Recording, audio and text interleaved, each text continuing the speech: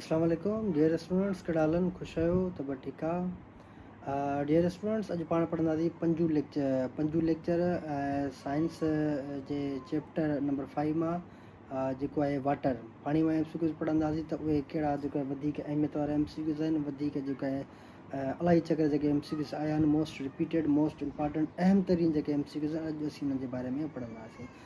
ऐं हमेशह वांगुरु आख़िर में तव्हांखे चवंदो आहियां त लास्ट में जेको आहे मां तव्हांखे हिकु प्रो टिप ॾींदुसि, पर अॼु जेको आहे ॿ टे मल्टीपल प्रो टिप तव्हांखे ॾींदुसि त तव्हां थोरे टाइम में वधीक तयारी किथां कहिड़े रिसोर्सिस सां करे सघो था, जीअं तव्हां थोरे टाइम में ज़्यादा सब्जेक्टनि जी थोरे टाइम में घणी तयारी कीअं करे सघो था ऐं कहिड़े पैटर्न जा सुवाल कीअं कहिड़े तरीक़े सां ईंदा आहिनि उहे सभु इनशाला जी हिन लेक्चर में सम्झाईंदा। अॼु जो लेक्चर तव्हांजो तमामु बहितरीनु ऐं तमामु अहमियत वारो लेक्चर आहे।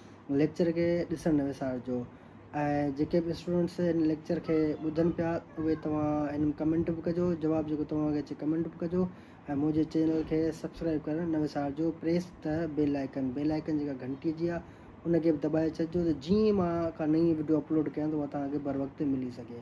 ऐं हीअ लिंक जेका आहे वीडियो जी उहा तव्हां पंहिंजे ग्रुप्स में पंहिंजे दोस्तनि खे कुलीस के जेके तव्हांजा आहिनि उन्हनि खे शेयर कजो ताकी हू बि हिन लेक्चर मां फ़ाइदो वठी सघनि। हीअ जेको लेक्चर आहे उहा NJB स्कूल जी टेस्ट जी तयारी लाइ रिकॉर्ड कयो वियो आहे। उनजी प्रिपरेशन साइंस सब्जेक्ट मां जेके बि एमसीक्यूज़ ईंदा उन जे हवाले सां हीअ लेक्चर रिकॉर्ड आहे जेका SEF जे तवसुल सां वठी वई आहे। अचो त पोइ पंहिंजो जो एमसीक्यूज़ पढ़ूं था कहिड़ा आहिनि एमसीक्यूज़। डियर स्टूडेंट्स, पहिरियों एमसीक्यूज़ आहे धरतीअ जे मथां जो केतिरो हिसो पाणीअ सां ढकियल आहे, 50%, 60%, 71% या 80%। एमसीक्यूज़ नंबर ॿियो, हेठियुनि मां कहिड़ो मिठे पाणीअ जो ज़रियो आहे, माना चओ त मिठो पाणी किथां असांखे मिलंदो आहे, सोर्स कहिड़ो आहे, समुंड, दरिया, समुंड जो लूणु या सामूंडी पाणी।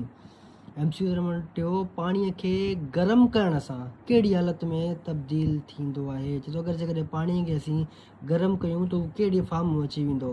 तव्हां पढ़िया हूंदा पाणीअ जा डिस्टिलेशन, कंडेंसेशन, फिल्ट्रेशन, इवापोरेशन सभु शयूं तव्हां पढ़ी हूंदियूं साइंस जे 7वीं क्लास में। बर्फ़, बाफ़, लूणु या मिटी।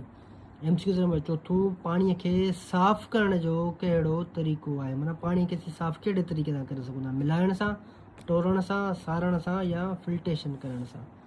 एमसीक्यूज़ नंबर 5, पाणीअ जी आलूदगीअ जो हिकु वॾो सबबु कहिड़ो आहे, माना पाणी जे ख़राबु थियण जो सबबु कहिड़ो वॾो कहिड़ो सबबु आहे, वण लॻाइणु, बरसाति, हवा या कारखाननि जो गंदो पाणी। बर्फ़ पाणीअ जी कहिड़ी हालत आहे, बर्फ़ पाणीअ जी कहिड़ी हालत आहे, पाणीअ जूं तव्हां हालतूं पढ़ियूं हूंदियूं। बर्फ़ अचे थी कहिड़ो, बर्फ़ जेको आहे एमसीक्यूज़ त बर्फ़ जेको आहे उहो कहिड़ो फॉर्म आहे पाणीअ जो, लिक्विड आहे, गैस आहे, ठोस आहे या बाफ़ आहे।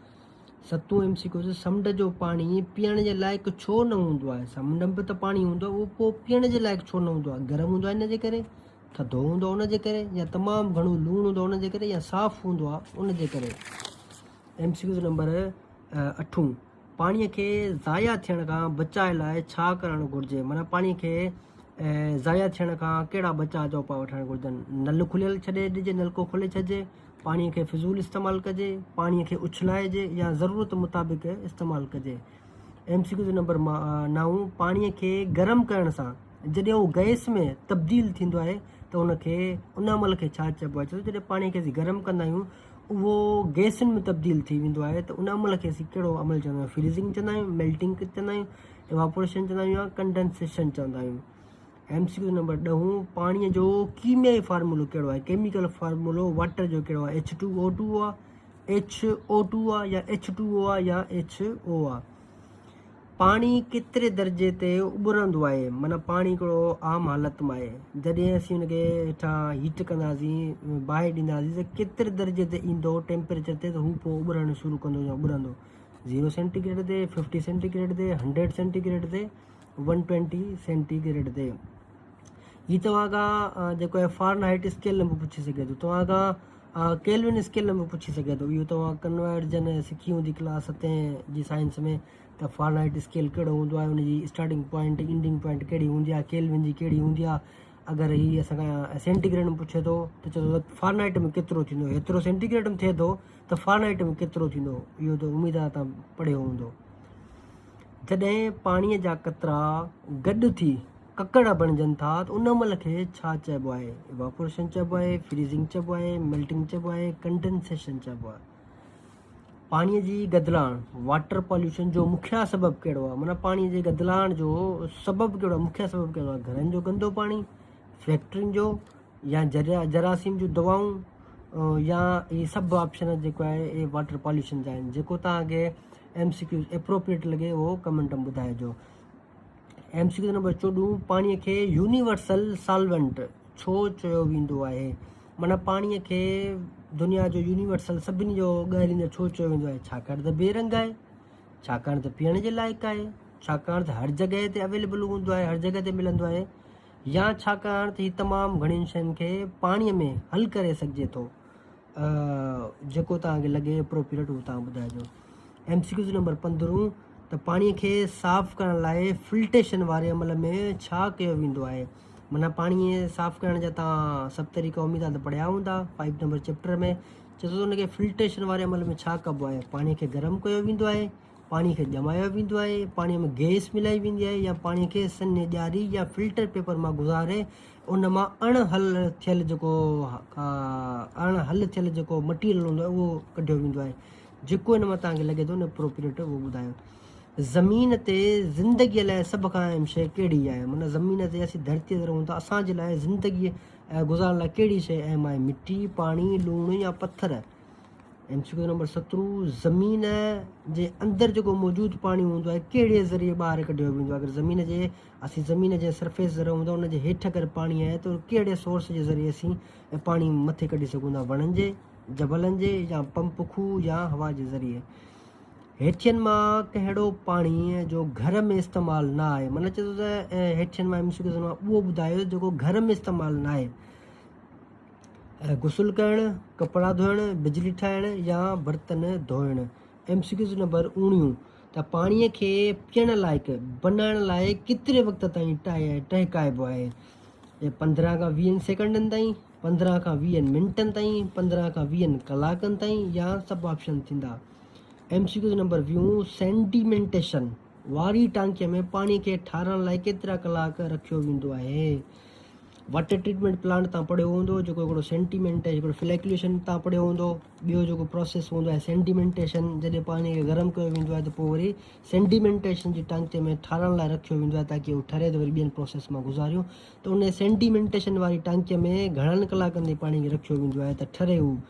12 कलाकनि ताईं, 24 कलाकनि ताईं, 36 कलाकनि ताईं, या 72 कलाकनि ताईं? हाणे हिननि MCQs मां जेके बि तव्हांखे सही लॻनि था, जिन जा जवाब तव्हांखे अचंदा उहे कमेंट में ॿुधाइजो। ऐं हिन चैनल खे सब्सक्राइब करणु न विसारिजो, ऐं बेल आइकन खे दॿाइणु बिल्कुलु बि न विसारिजो। ऐं तव्हां पंहिंजे दोस्तनि खे, कुलीग्स खे, जेके तव्हांजा क्लासमेट्स आहिनि उनखे बि लेक्चर रिकॉर्डेड ॿुधायो ऐं लिंक मोकिलियो, शेयर कयो ताकी हू बि हिन मां फ़ाइदो वठी सघनि। लास्ट में मां तव्हांखे चयो त मल्टीपल्स प्रो टिप तव्हांखे ॾींदुसि। लास्ट वीडियो जी स्टार्टिंग में मूं तव्हांखे चयो त हिन वीडियो खे ॾिसिजो, हीअ वीडियो तमामु अहमियत रखे थी। हीअ वीडियो तमामु जेको आहे ज़रूरी आहे तव्हांजे लाइ, तव्हांजे फ़ाइदेमंद आहे। त थोरे टाइम में घणो कोर्स या घणनि चैप्टरनि जी जल्द खां जल्द कीअं तयारी करे सघिजे। हाणे आउं तव्हांखे साइंस सब्जेक्ट पढ़ाए रहियो आहियां, लाज़मी आहे तव्हांजे NGV टेस्ट में ॿिया बि सब्जेक्ट हूंदा, इंग्लिश हूंदी, मैथमेटिक हूंदी, जनरल नॉलेज या सोशल स्टडी हुजे, या जेको आहे सिंधी हुजे, त ॿिया मल्टीपल सब्जेक्ट्सनि जी किथां तयारी तव्हां करे सघंदव, पर थोरे टाइम जल्दी तयारी तव्हां किथां करे सघो था। त इहो ई मां तव्हांखे ॿुधायां थो त अगरि जेकॾहिं तव्हां ChatGPT तव्हांखे इस्तेमालु करणु अचे थो, उनजी हेल्प सां तव्हां पूरे कोर्स जा MCQs, सिंधी अगरि सब्जेक्ट तव्हां तयारी करणी आहे या मैथ जी, त पूरे कोर्स जा MCQs तव्हां हुनखे चओ त 7वीं क्लास जी सिंधी जे पूरे कोर्स मां मूंखे 100 MCQs most important most repeated ठाहे ॾींदो, तव्हांखे विदिन जेको आहे सेकंड्स में ठाहे ॾींदो, PDF में बि ठाहे ॾींदो, जेको तव्हांजे दोस्तनि खे तव्हां मोकिले सघो था। गूगल जिमनी खां तव्हां ठाराए सघो था, परप्लेक्सिटी खां जेको आहे तव्हां हुन खां WhatsApp ते हुन सां कचहरी बि करे सघो था। हींअर एॾी जेको आहे जदीद टेक्नोलॉजी अची वई आहे, ऐं जेको आहे तव्हां गूगल क्रोम ते तव्हांखे हलाइणी उते तव्हां हेल्प वठी सघो था। जेको आहे तव्हां GPAI हिकिड़ी एप्लीकेशन आहे, उन जे थ्रू तव्हां जेको आहे मैथमेटिक जा ऑप्शन जेको आहे रीज़न्स आहिनि उहे सॉल्व कराए सघो था, IQ जा क्वेश्चन पढ़ी सघो था, लॉजिक जा क्वेश्चन पढ़ी सघो था। त इहे मल्टीपल रिसोर्सनि जितां तव्हां थोरे टाइम में वधीक पढ़ी सघो था। माना जेके MCQs हूंदा न अहम तरीन जेको आहे सफ़ा अहम हूंदा उहे तव्हांखे सेकंड्स में कढी ॾींदो, पूरे कोर्स जा MCQs। त घर वेठे तव्हां पढ़ो ऐं लास्ट में वरी तव्हांखे इहा गुज़ारिश कंदुसि, इल्तिजा कंदुसि, तव्हां खां असांजी का फीस न आहे, तव्हांजे लाइ एतिरी महिनत करे था अचूं त तव्हां जेको आहे कुझु क़ाबिल थी वञो, कुझु पंहिंजे मक़सद में कामयाबु थी वञो। त मुंहिंजे चैनल खे असीं तव्हां लाइ एतिरी महिनत कयूं था, तव्हांखे सिर्फ़ु इहा ई गुज़ारिश, तव्हां खां फीस का बि कोन वठो, सिर्फ़ु रुॻो मुंहिंजे चैनल खे सब्सक्राइब कयो ताकी मुंहिंजी बि दिलि वधे, मूंखे बि हिमत थिए त तव्हां लाइ जेको आहे हीअ मज़ीद इंफॉर्मेशन वधीक नॉलेजेबल वीडियो ठाहे अचां। अगरि तव्हांखे कंहिं ॿिए टॉपिक ते वीडियो ठाहिराइणी हुजे ऐं जेको टॉपिक तव्हांखे सम्झ में नथो अचे 6 खां 10 ताईं कहिड़े बि कोर्स जो, 11 खां 12 जो, यूनिवर्सिटी जो, दुनिया जी कहिड़े बि एजुकेशन जे रिलेटेड टॉपिक में तव्हां इंट्रस्टेड आहियो, जेको तव्हांखे सम्झ में नथो अचे उहो टॉपिक जो कमेंट में नालो लिखी मोकिलियो, इनशाला कोशिशि कंदुसि जल्द खां जल्द उन टॉपिक ते वीडियो ठाहे तव्हांखे जेको आहे यूट्यूब ते अपलोड कयां। Thank you dear students.